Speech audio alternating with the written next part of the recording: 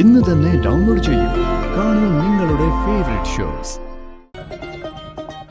എന്നെയും എന്റെ ഭാര്യ വീട്ടുകാരെയും ദയവായി ഇനി നിങ്ങൾ ശല്യപ്പെടുത്തരുത്.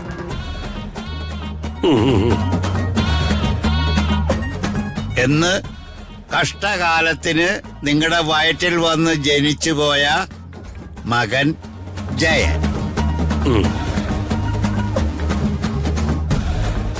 എടാ, ഇത് നേരിട്ടങ്ങ് പറഞ്ഞാ പോരെ, ഇതിനെന്തിനാ ഒരു ലെറ്റർ? ഇവരോടെ നേരിട്ട് പറഞ്ഞ് ഞാൻ മടുത്ത്. ഇനി ദിവസവും രാവിലെ ഓരോ കത്തുകൾ കൊടുക്കാന്ന് വിചാരിക്കുക. അങ്ങനെ 1000 കത്തുകൾ. അതുകൊടുത്താ ഈ അപേക്ഷ ഞാൻ ഒരു ഫയലിലും വയ്ക്കുന്നില്ല. ഇത് ഞാൻ ചവച്ചൂട്ടിലേക്ക് എറിയുക.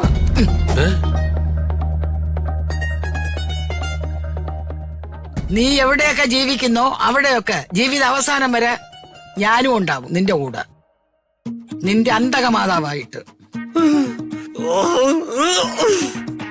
ലോകത്തുള്ള എല്ലാവർക്കും അമ്മ ദൈവമാണ്, എനിക്ക് മാത്രം എന്തെങ്കിലായി ഈശ്വര. അമ്മേ, ഞാൻ ഓഫീസിലേക്ക് പോയിട്ട് വരാം.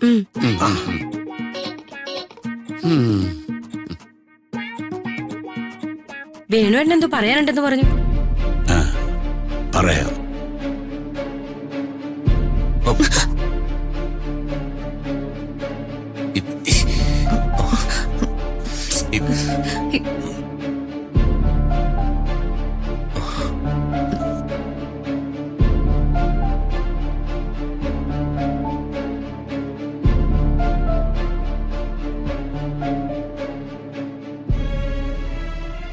ഇവര് തമ്മിലുള്ള പിണക്ക് ഇതുവരെ മാറിയില്ല വേണുവേട്ടാ. എടിയില്ലെങ്കിൽ അത് അവരുടെ പ്രവൃത്തികളിൽ കാണില്ലടി. ആ, ഞാൻ ഇവരുടെ കാര്യം പറയാനാ നിന്നെ ഇവിടെ പിടിച്ചിരുത്തിയത്. ഇവരുടെ വഴക്ക് ഇന്ന് മാറും നാളെ മാറും എന്നുള്ള പ്രതീക്ഷയോടെയാ ഞാൻ കാത്തിരിക്കുന്നത്. ഇത് വഷളാവാണല്ലോ ദൈവമേ.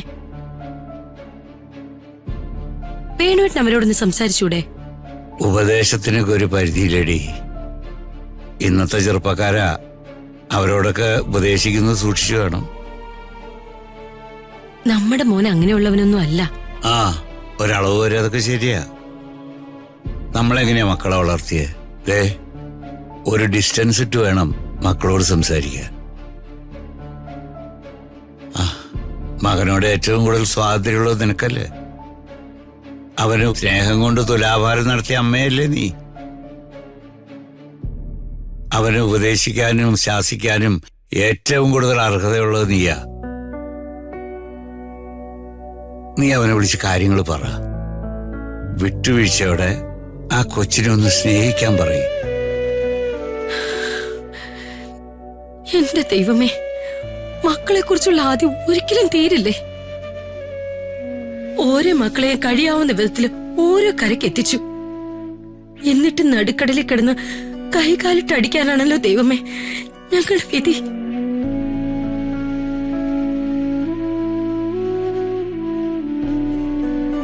അകലെ